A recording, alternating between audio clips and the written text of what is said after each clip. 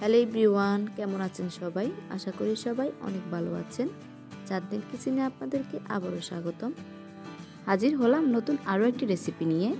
দেখতে দেখতে কিন্তু রোজার দিনগুলো চলে যাচ্ছে আর চলে আসছে ঈদ।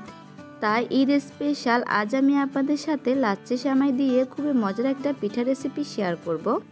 সব সময় একইভাবে সেমাই না খেয়ে মাঝে মধ্যে কিন্তু ব্যতিক্রম কিছু করা যায়।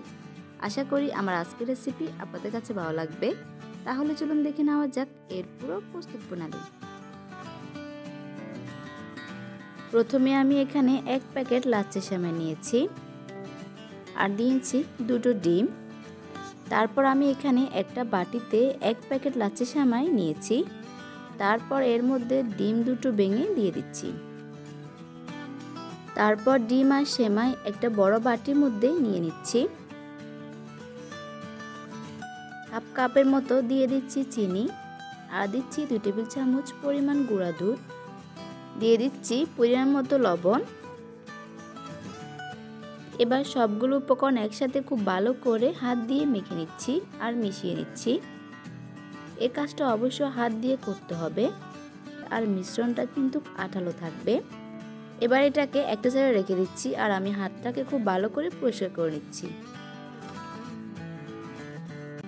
এখন অল্প অল্প করে ডো নিয়ে আমি হাতের মধ্যে বলের মতো করে বানিয়ে নিচ্ছি।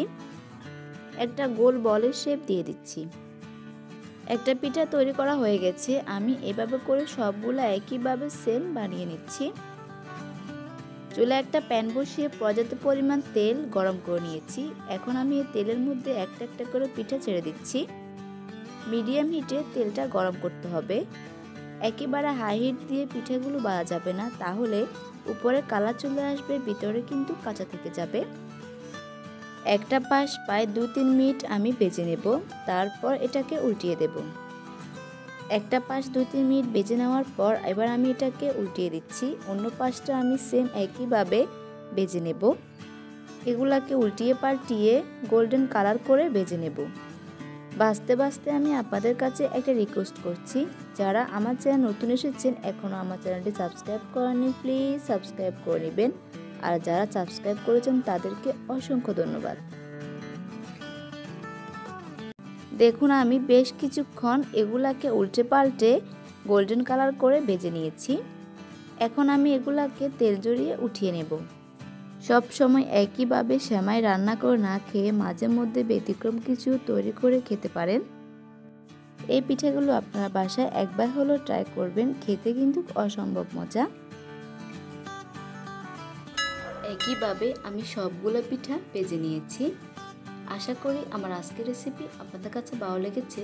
ভালো লাগলে একটা লাইক দিবেন আর আমার চ্যানেলটিকে সাবস্ক্রাইব করে আমার পাশে থাকবেন। আর অবশ্যই এবার ঈদে একবার হলো এই সেমাইয়ের পিঠাগুলো ট্রাই করবেন। আজ এ পর্যন্ত, ভালো থাকবেন সবাই, আবার দেখা হবে। আল্লাহ হাফেজ।